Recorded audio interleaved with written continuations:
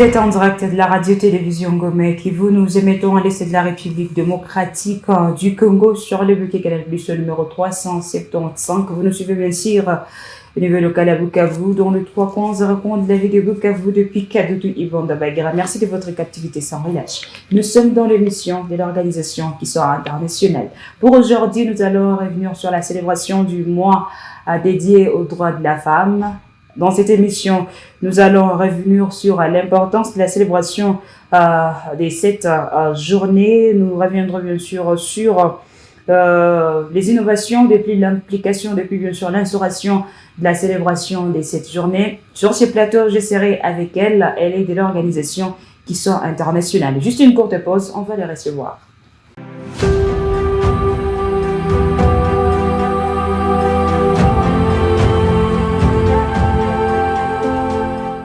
Voilà, merci beaucoup, Madame Edith, bonjour.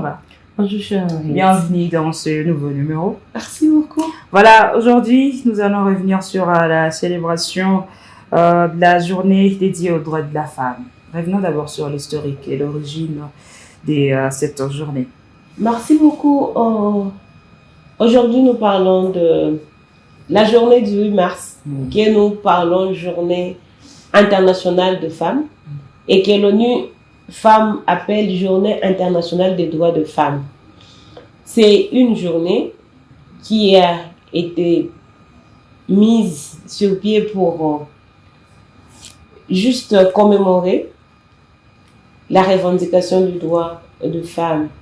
Donc, dans l'historique, il y avait autour de 1500 ouvrières à New York qui avaient défilé autour des années 1857 donc, ils étaient en train de revendiquer leurs droits, amélioration de leurs droits de paiement, réduction de temps de leur temps de prestation, mais aussi d'avoir leur possibilité de droit au vote.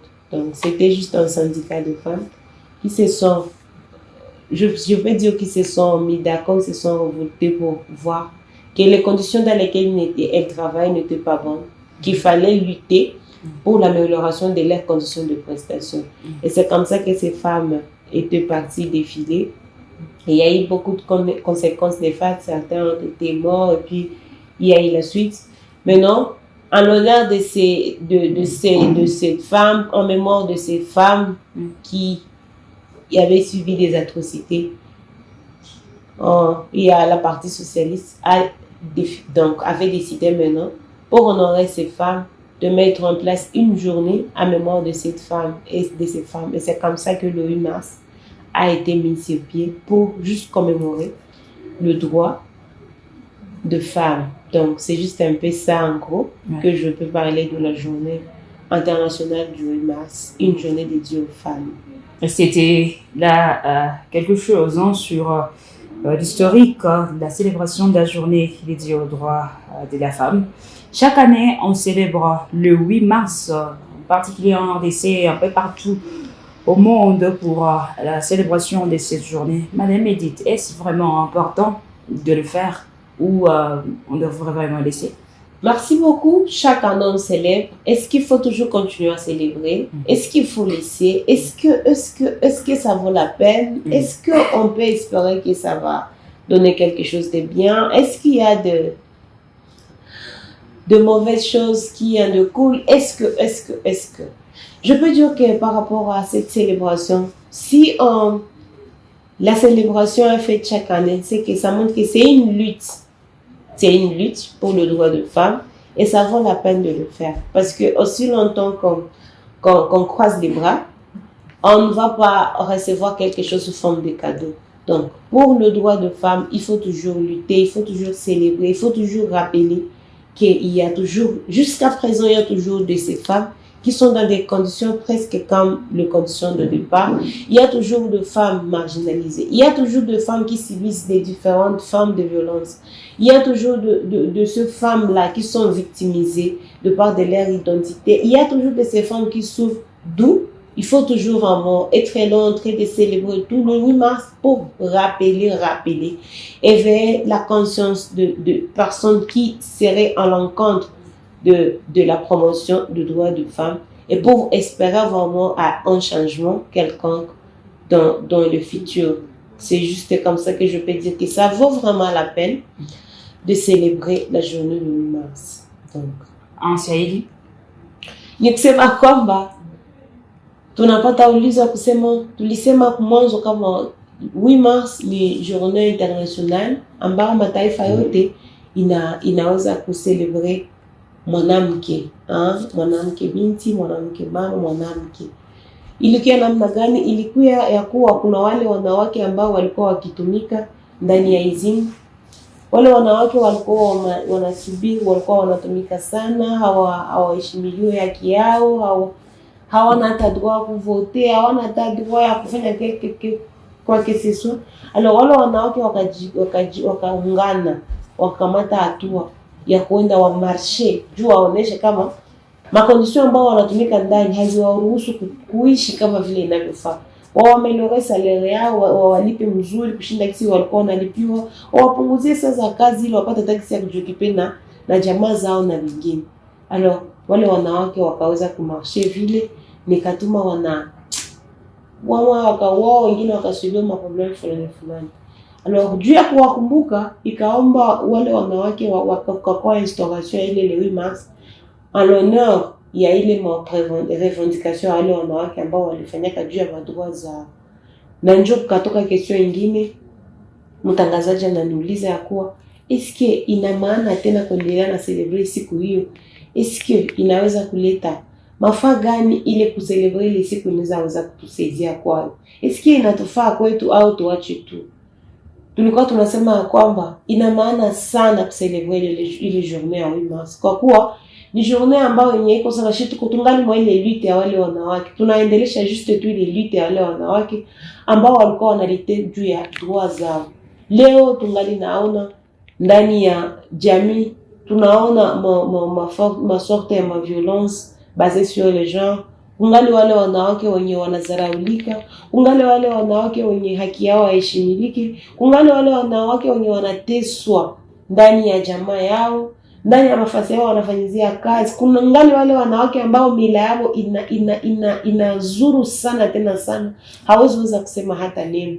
Ndio maana kucelebrate au kusherehekea ile siku ya 8 Mars inatusaidia kufanya tena uhimizaji zaidi na zaidi kwa wale wote wangekuwa na mawazo mabaya kuhusu wanawake, wakuwaza kama mwanamke hawezi fanya kitu, wale wangali na ile comportement iko retrograde yenye nawazia kama mwanamke hawezi leta point de vue juu ya maendeleo ya kitu fulani, wale wote ambao wangekuwa na mawazo yenye iko reculé, ile siku ina maana tena kusensibiliser.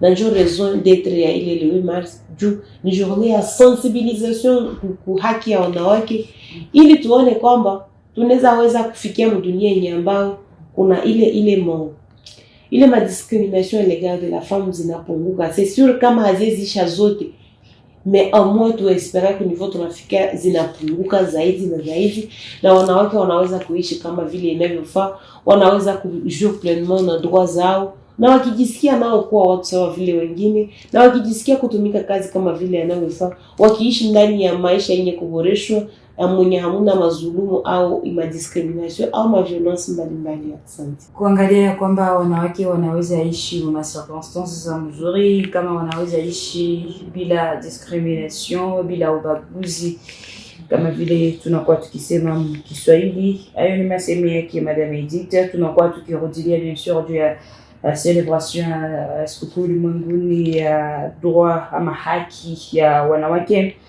Madame Edith, tangu waliweza kuinstaurer ile journée ya celebration ya droit de la femme mpaka kwa siku ya leo watu wanakuwa toujours wakiweza kucélébrer. Est-ce vraiment il y a eu des innovations depuis l'instauration de cette date? Accent sana, est-ce qu'il y a des innovations depuis qu'on célèbre jusqu'à ce jour? Est-ce qu'il y a des innovations? Est-ce qu'il y a des avancées? Est-ce qu'il y a les résultats? Est-ce qu'il y a les changements? Les résultats sont là, sont visibles, sont palpables. On peut le voir. En tout cas, les résultats sont vraiment visibles.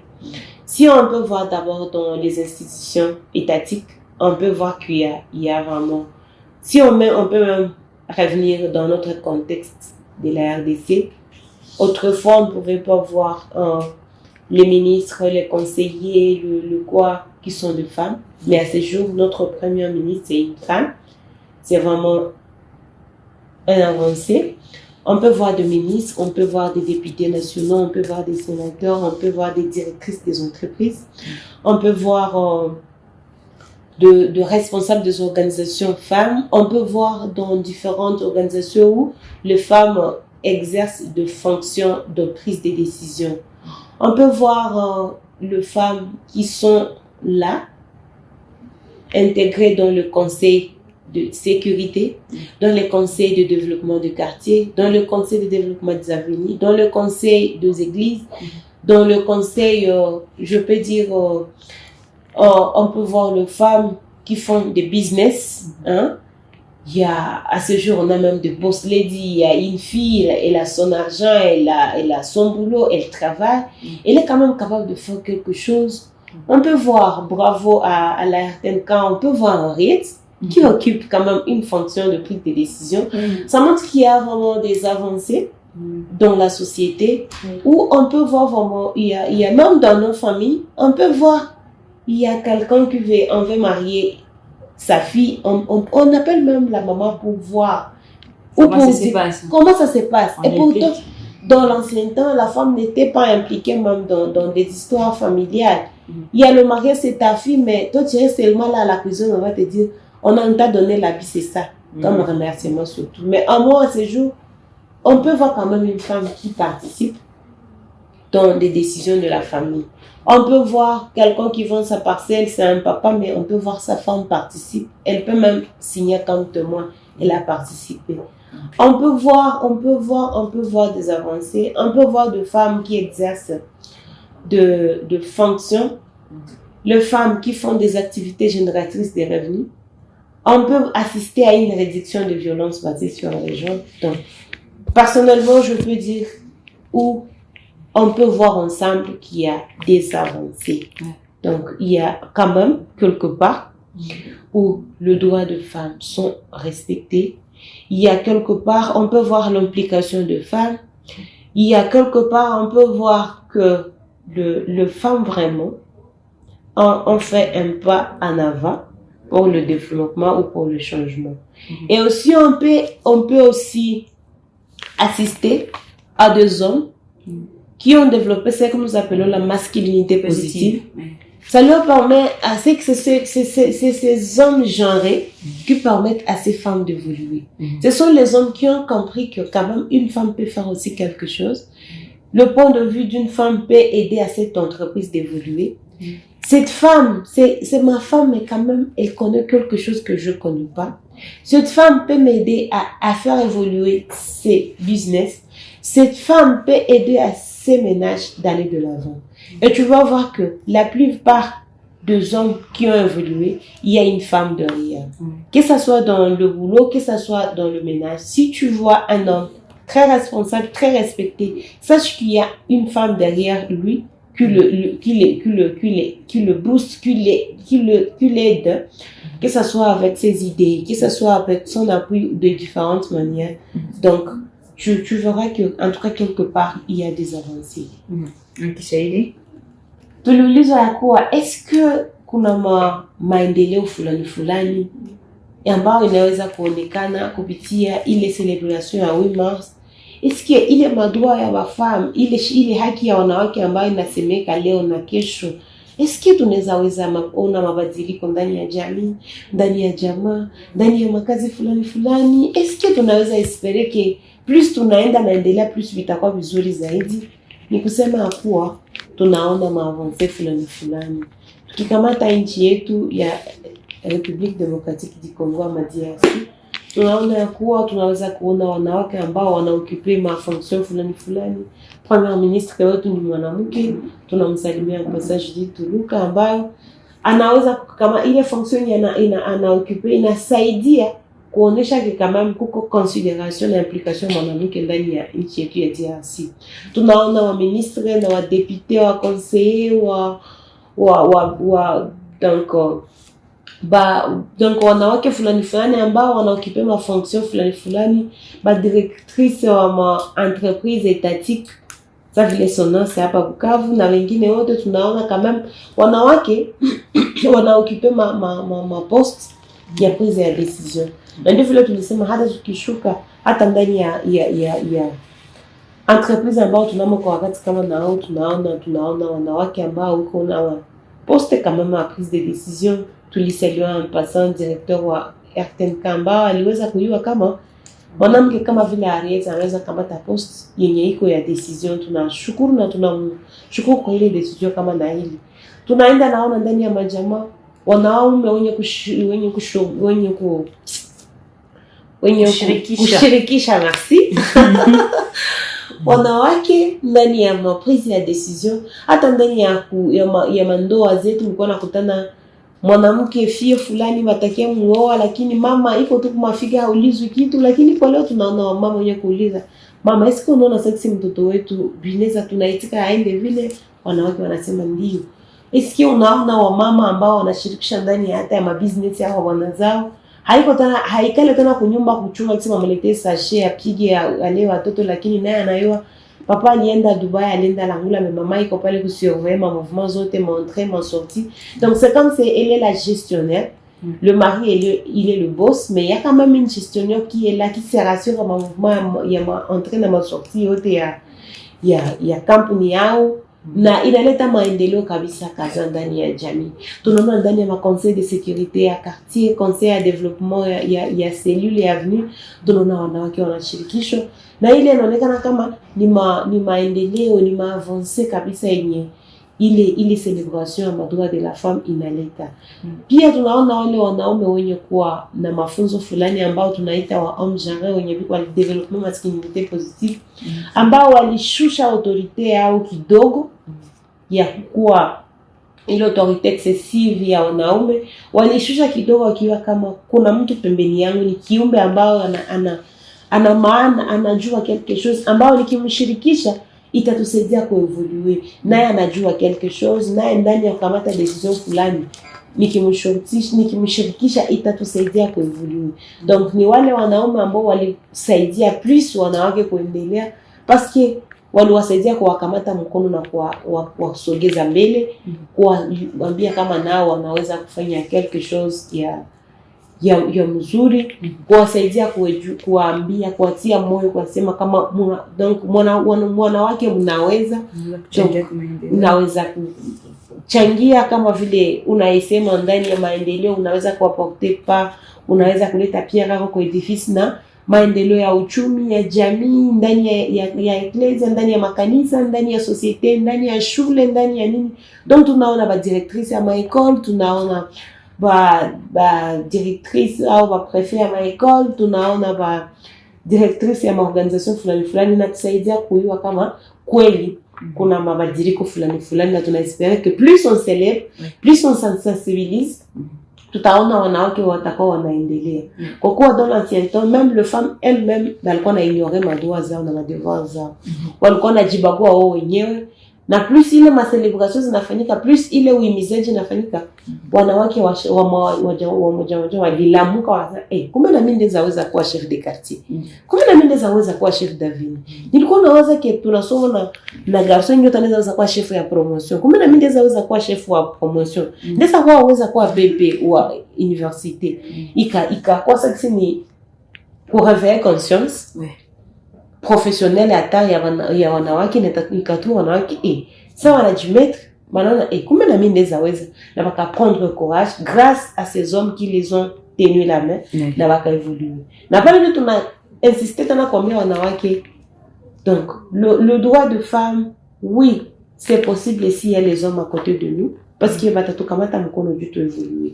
Donc ne partez pas, c'est comme les hommes eux-mêmes avaient expliqué bien, et les femmes elles-mêmes navo, c'est quand nous parlons de la ségrégation même, un groupe, il y a des femmes tout, il y a pas un homme qui est là Elles vont juste évoluer, mais bata pas d'obstacle pas les belles. C'est comme un groupe d'hommes, beau plus ils évoluent. Quand on y mange, on est purement homme, on a limité.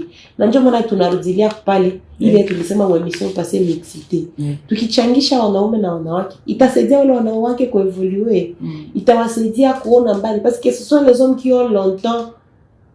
Donc, iko sawa iliona kajua mbele tu vale évoluer kasana avant nous. Maintenant si nous tukienda shipeke sans eux, tunariske kujigonga mkibambazi kule mbele au tukutrouver ma obstacle.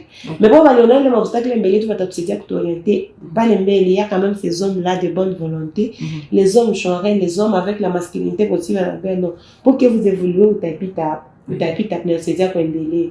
Haituta trouver tena frein, mais tukijipiga kifua shipeke tujifunge entre chier, on aura des raisonnements juste pure femme na itaenda msonsi seulement femme haita évoluer na hatutafikia kule mbele kwa tunaweza fikia. Et les hommes de mauvaise volonté banaweza za tutilia barrière na tuta évoluer. Donc d'où l'importance de la mixité. Merci.